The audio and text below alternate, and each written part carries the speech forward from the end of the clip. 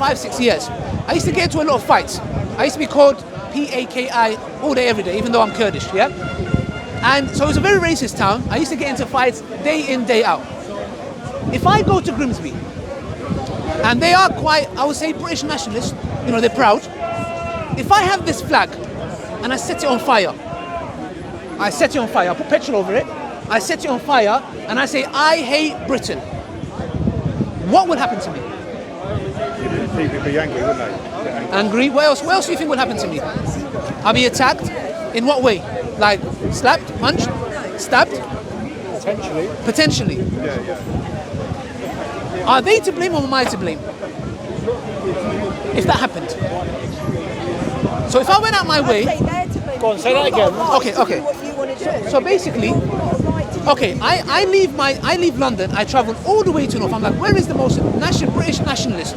Grimsby. I'm going to go all the way to Grimsby. I'm going to go to the town centre and I'm going to get a British flag. I'm going to put petrol over it and I'm going to insult the flag and I'm going to insult Churchill and I'm going to say, who's to blame at this instance? And I'm getting attacked. Imagine somebody comes in with a baseball bat, yeah, and they're attacking me. Are they to blame or am I to blame?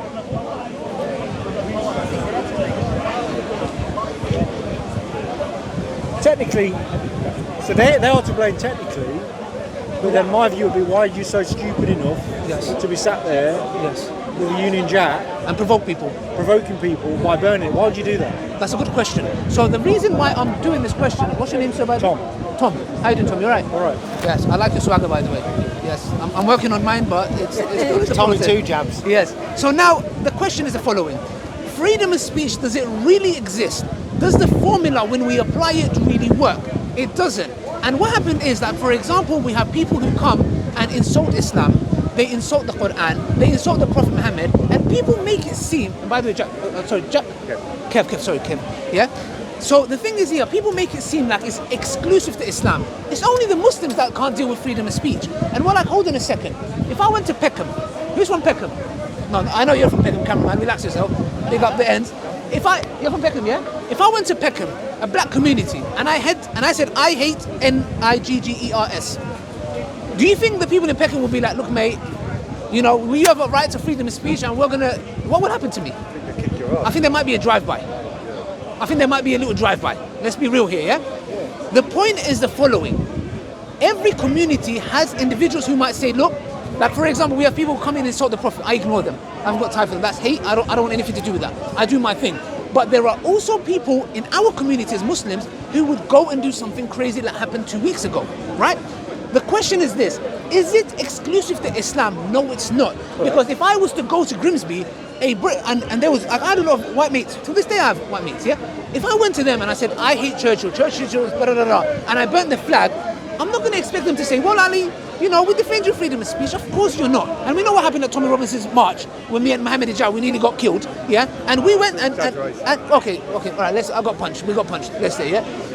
Let's say we got punched, yeah? But if they had the means, I think they wouldn't let us live. The point is this, and I was invited to Tommy Robinson's event. It wasn't that I went there, I didn't turn up, like, without being invited. I was invited to give, it's a freedom of speech event, but I was stopped because I'm a Muslim. The point here is, and the reason why I was stopped is because the FLA, the Football Lads Alliance, said to Tommy Robinson, if he goes up there, he's not coming down. Yeah? So the point here is the following, that if people are provoked, you're an idiot, I'll be an idiot to go to Grimsby, hold that flag and burn it. And I will be to blame. And you said absolutely, and I admire your honesty.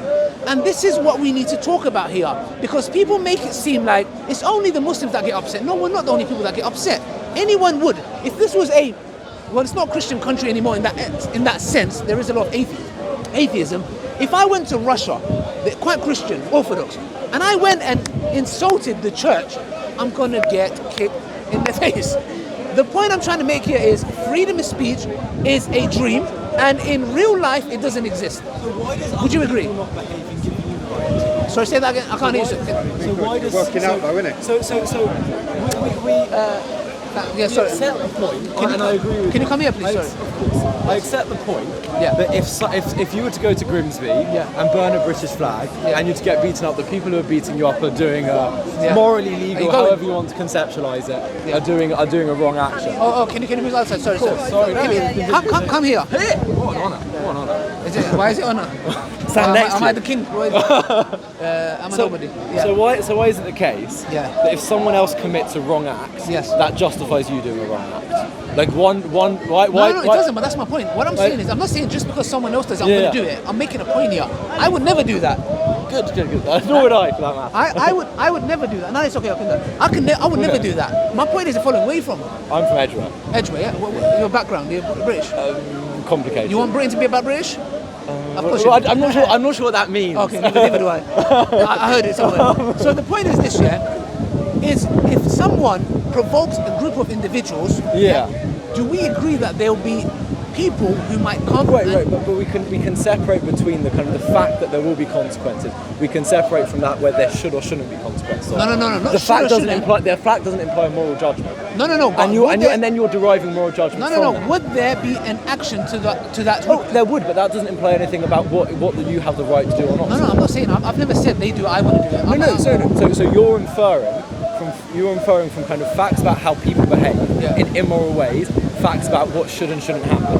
So you're inferring from the actions of immoral people what actions are moral or not. And I take objection. No. What I'm saying is the following: if an individual here provokes a certain group of people, and that person is attacked, they have provoked and they play a part in that because they provoked it, and that is not. The point is, would they or not? That's the point is within some reasonable boundary. Exactly what that is, we can have. No, but the people argument. who carry the attack don't follow the reasonable boundaries. No. Right. But what you're doing further on in your argument. Let me make sure I've understood your argument correctly. All right. So your argument is you are certain, and I think you're probably broadly on the money here, that if you were to go to X place and do Y action, which was in your legal moral rights, we'll kind of ignore any distinction between legality and morality for the purpose of this argument, because that's something we can deal with another day. You're saying if we were to go to that situation and then you were to get attacked, so you're deriving from that freedom of speech shouldn't exist. No, shouldn't and what exist. you're deriving, it doesn't exist.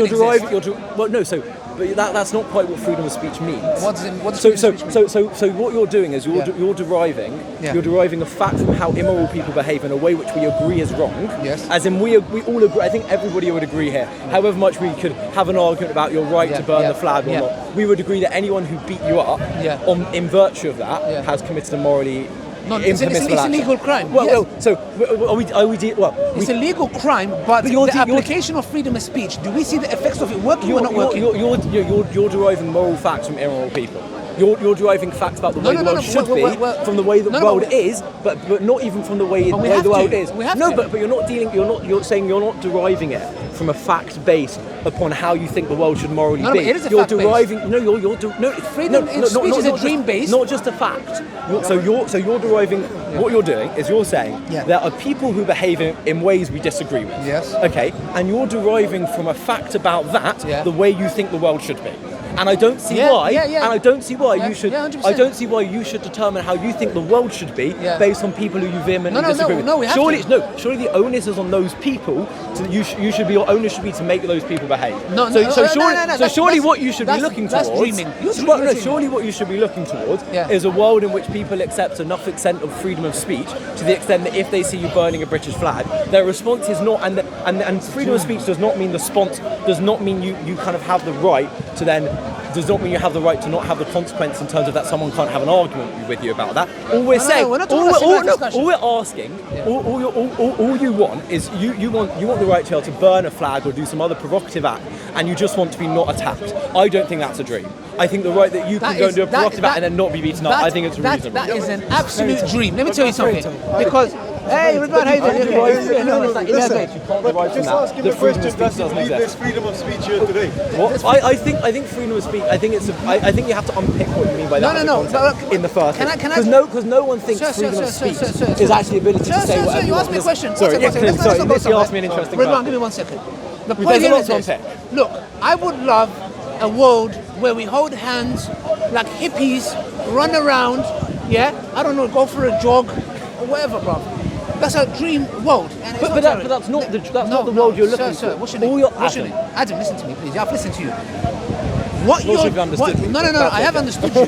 I don't know if you've understood me. Because the thing is the following. Okay.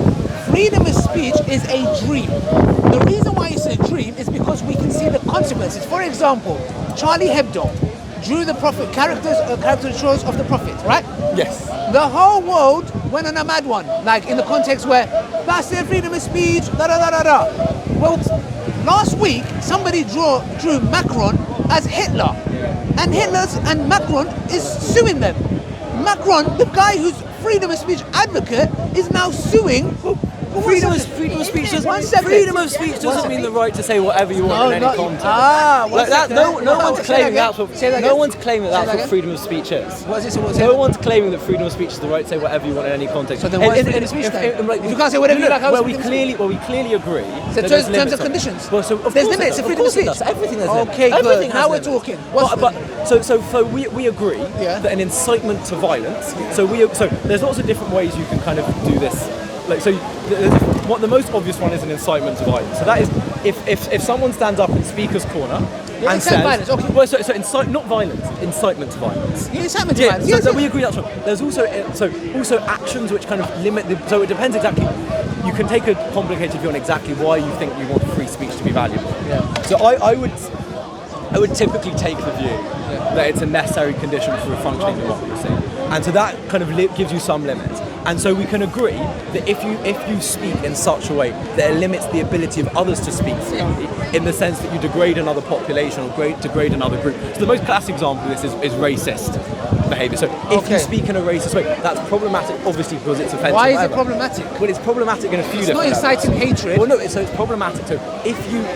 That's get horrible. I might run. It's problematic. Yeah. So even if it's not incitement to violence. Yeah. So the reason why we want free speech in the first place is to have a functioning democracy. But freedom of speech is used to question the government. Right, exactly. And that's part of... So let me explain. Yes. So what's part of that is you need all the different groups in society to be able to have an input into the democratic process. Yes. Okay? And so the problem is if I say something racist, which then degrades the ability of another group in society to say what to express their opinion. Yeah. So if I was to say all people of X group are stupid, and I'm in a position of such authority, I'm clearly not. But if I was in such a position of authority that all people in group X are stupid enough such their opinion shouldn't be valued. Yeah. If I can do that enough times and have enough impact on enough people, then what I can do is I can diminish from the functioning of democracy because I can stop that group from participating. Okay, but in reality, you get what I mean? In practice, you get what I mean? But in practice, why do you disagree? The point that I'm making, in practice, when you apply it, it doesn't work. It does work. Sir, I'm asking a simple question. Yeah.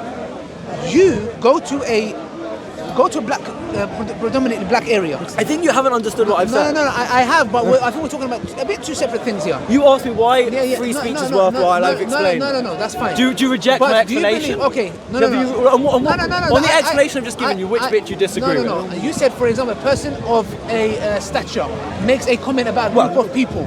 Yeah, to a certain extent that they are disregarded. That undermines democracy. That undermines them, yes, okay. Yeah. That means that... Can I ask you, do you believe in democracy? No, I don't believe in democracy. Why don't you believe in democracy? I believe in Islamic law. Why? So that's what God said, I believe that's the best for humankind. What if you're wrong? I believe that for myself. No, what if you're wrong? What if God isn't right? What if God isn't right? That's the good thing about democracy. I have to prove it wrong. Which is if I'm wrong, there's the collective. No, we can prove it wrong. But the point is this here. We're talking about... I'm a bit worried about having a discussion with someone who doesn't believe in democracy. No, why not? Why not? What's my freedom of speech? Well, of course it's your freedom of speech, but you don't think I should have the freedom of speech to like democracy. Whereas as a Democrat, I'm happy to give you the freedom of speech. So as a person that advocates democracy, you're saying... I'm very happy for you to express whatever opinion you like. Within the bounds I've just set out. You're not allowing me. Hear me out, yeah? I'm saying in practice... I didn't catch your name, I'm sorry. If you go to a predominantly black area community and you use the N-word, what will happen to you? Well, not very nice things. No, but why not? What happened to freedom of speech? Well, that's a very different question. Why? There's two different questions. My question being from There's the start. two different questions. Well, you haven't. So you just asked me why. I did. You came into the conversation without listening. Then that's not my fault. So the point is there's a difference between the practice of the way different people interpret freedom of speech. So if there are some people out there who don't respect, well, so it depends in the context in which you're using it. And it's almost certainly an unacceptable thing to say, and I would agree. Anyone who says it is but isn't the black community then limiting my freedom of speech?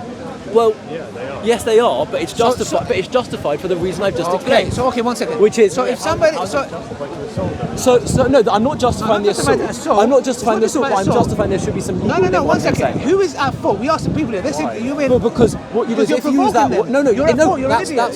You're that's provoking them. that's not. Look, Acting out violently. So they're at fault 1 for acting second. out 1 violently, but you second. legally shouldn't be allowed to say 1 that. second. And why should you Legally- not be allowed to say that? Because if you say that word, you diminish from that group's There you ability to go. participate Thank you. in society. So in reality, you do. yes, If you de do. jure all the laws are the same, they apply for them, then how would it actually No, so because the you're point is- going against human psychology. What you're saying the is, point is guys, nothing. I'm going to insult you and call you the N-word. You can't do nothing about it. Let's say you they can can. insult me back so the all they point- want, and vice versa. Anyone can insult anyone. No. But there are people who are not going to insult but want to get violent. Yeah, sure, and then they'll go to jail for it. No problem, they can go to jail. But Good. does that exist within our community? Yes. If that exists within our community, then does the application of freedom of speech work or doesn't work? Wait, so say that again. Okay, if you're going to have in any group, Muslim, Christian, Jewish, black, white, green, blue, aliens, yeah? Yep. If we go and insult them Yep. and provoke them, and Provoke's different to insult. No, insult and provoke. When you're insulting, you're provoking. No, but they're not Yeah, one and the same. Well, they might not be the same, but one leads to another. If you're insulting Okay, them, yeah. it provokes them. Yeah, sure, so the sure. point is the following: that if an individual does that continuously, Yeah. and there are a group of people in that community who say ignore, No, but- there are a group of people but in then You're you missing have the point. legal What I'm saying recourse is to say harassment. what I'm saying is the right to do that is not a right under freedom of speech. Adam, let me finish. Because you're diminishing. No, it's not. Can I make my It point? is. It's not One because second. it is. I'm disagreeing with both. Let me finish.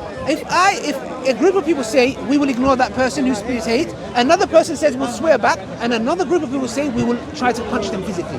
Okay. The point here is the following: the application of freedom of speech doesn't apply and work in the real world. Am I right or wrong? Okay, that's more interesting. No, but that's I not don't what think it's that's- consistently applied, but could it be consistently applied? I think so, yeah. I just, bad. as in, so for example, I don't think we actually adhere to proper freedom of speech, which would be to say you can basically say anything, irrespective of how insulting it is, as long as it's not an incitement to violence. Okay, so if someone is not inciting to violence, Yeah. but they go out and do this, and a group of or an individual, an individual decides to take action physically, Yep. who is to blame? We asked people. I said, if I did that, they'll say you're an idiot. 'Cause Legally or morally? morally and legally. Morally, they're both to blame. They're both to blame. Morally, that's but my not point. legally. Okay, as a Christian, you're still a Christian, yeah? I Yeah, can we had a yeah. discussion like that. Yeah, no, I'm just asking, yeah? I'm still a Muslim. Alhamdulillah, yeah? Okay, okay, yeah? The question is the following, yeah? When you see an individual who comes here, which I don't want to mention the name, as a Christian person who, I haven't seen any harm from you, is that godly like? And also, doing that attitude, and if an individual carries an attack or something like that which happened, I, as a Muslim, I have nothing to do with that, and no one can blame me, and I would blame the person who's provoking as much as the person who done it. Am I wrong for that? About that, I don't. Okay, well, I mean, there's a couple things to say. So, for example, even if I might not practice something myself, it's not the same as me saying I morally condemn it, right? Is it Christ-like? Okay, so this is the thing. I would then say it's then a conscientious dispute overall. Sorry, as in a conscience-based dispute. So they would judge that as being Christ-like, and I would say I personally don't think that as being as Christ-like. ISIS deem going and killing innocent people as God, Islam. Yeah, sure, but I'm we saying- know it's not. No, but what I'm and saying- I free myself from that. What I'm saying is, that this is still within the realm.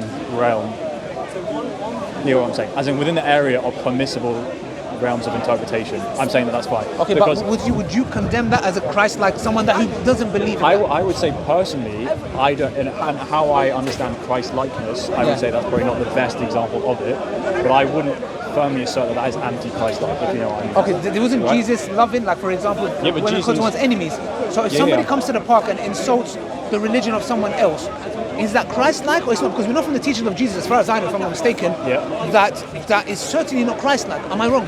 Okay, but then I can then counter that by saying Jesus comes to the Pharisees, calls them vipers and broods of vipers. Yeah. He says that they're whitewashed tombs. He says, calls them swine. Don't cast your pearls before swine, or give for the sake of what's So then is that Christ-like then? I think, yeah, exactly. This is the thing. To All say right, okay, this is interesting. Christ is not like a monolith.